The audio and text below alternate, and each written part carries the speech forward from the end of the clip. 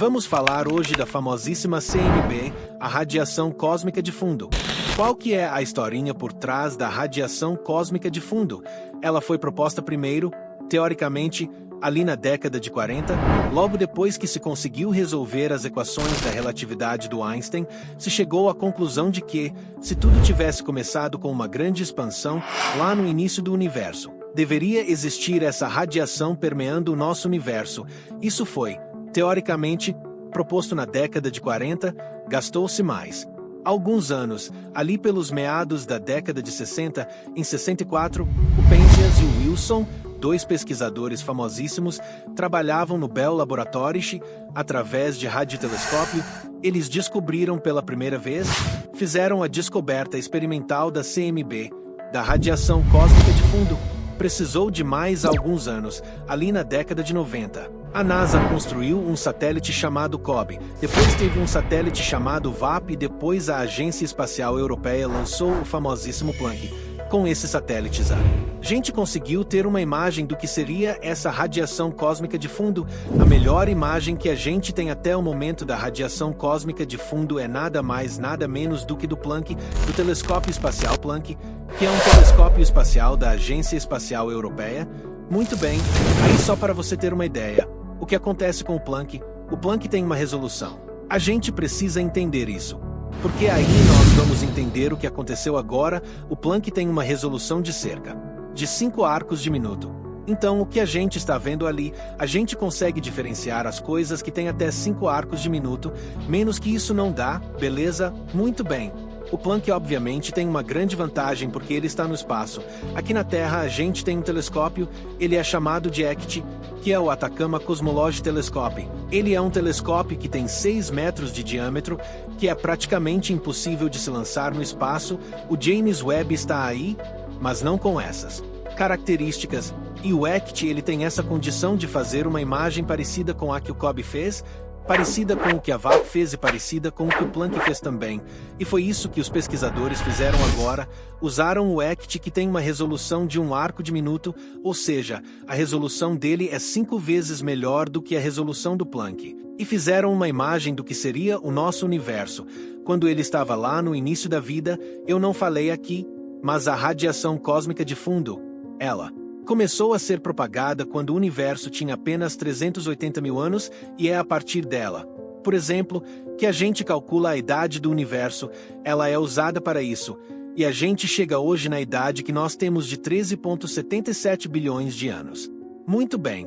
Então o pessoal usou o ECT para poder olhar para a mesma imagem, para a radiação cósmica de fundo com uma maior resolução, e aí é o seguinte, será que ela revelou alguma coisa que as outras não revelaram? Toda a história do Lambda CDM, que é a matéria escura e a energia escura que comandam o universo. Tudo isso é corroborado com essas imagens da CMB. A CMB ajuda muito isso.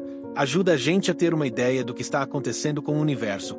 Quando eles fizeram essa imagem com mais alta resolução, o que poderia ter acontecido é o seguinte. Poderia mostrar uma coisa nova acontecendo ali no início do universo. Mas olha só que legal. Tudo que foi previsto usando o Planck, usando os modelos que a gente tem de cosmologia hoje, todas as coisas, tudo que a gente fez, foi comprovado agora, ou seja, a imagem que a gente fez com o ECT, que é uma imagem 5 vezes melhor, ela não contradiz em nada o atual modelo que a gente usa para explicar o universo, que é o modelo Lambda CDM. Isso faz com que o universo tenha 13,77 bilhões de anos e a taxa de expansão dele fique ali na casa dos 67 a 68 km por segundo por megaparsec, os dados do ECT. Comprovaram isso. Comprovaram essas medidas, isso é uma coisa muito interessante. Teve pesquisadores que ficaram meio tristes, falaram, poxa, eu queria ver alguma coisa diferente ali mesmo, porque o que acontece hoje a gente tem a famosa tensão de Hubble. O que é a tensão de Hubble? Tensão de Hubble é quando a gente faz a medida dessa taxa de expansão do universo usando a CMB, dá na casa de 67 a 68 km por segundo por megaparsec. Quando a gente faz usando o universo primordial, usando supernovas, a gente chega na casa dos 73 km por segundo por megaparsec. Tem um problema aí? Tem. Era para dar igual. Mas não dá. Por que não dá igual? Não sabemos. Então um dos pesquisadores falou assim: caramba, eu queria que tivesse aparecido alguma coisa nessa imagem, para que eu pudesse então ter a noção de que tem alguma coisa que está diferente, e aí eu poderia até mesmo explicar a tensão de Hubble, mas não apareceu nada. Não apareceu nada, a imagem ali ficou direitinho. Para quem sabe, o ECT coletou esses dados entre os anos de 2017 e 2022, mas agora que os dados foram fechados, processados e tudo mais, para então produzir essa imagem final que a gente chegou. Uma outra coisa muito legal é o seguinte: eles conseguiram medir com maior precisão possível a extensão do universo observável, então eles falaram que o universo observável se estende por quase 50 bilhões de anos-luz em todas as direções, e contém tanta massa quanto... Agora vamos lá. Qual seria a massa total do universo? 1900 zetasóis, ou seja, 2 trilhões de vezes a massa do Sol. Essa seria então a massa do universo observável se expandindo por 50 bilhões de anos em todas as direções. O modelo padrão passou por esse conjunto. Ele foi aprovado em uma das melhores provas que a gente teve. Isso aí é muito interessante.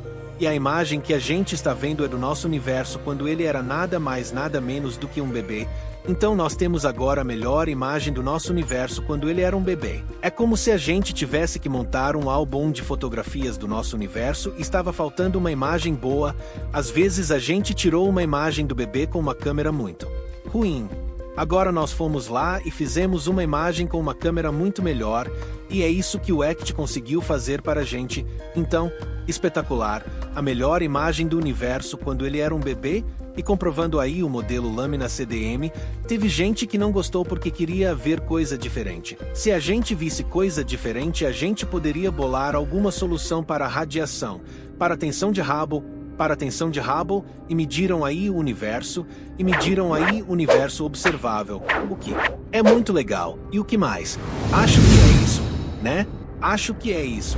Então o ECT finalmente nos entregou aí a melhor imagem do nosso universo quando ele tinha apenas 380 mil anos de vida.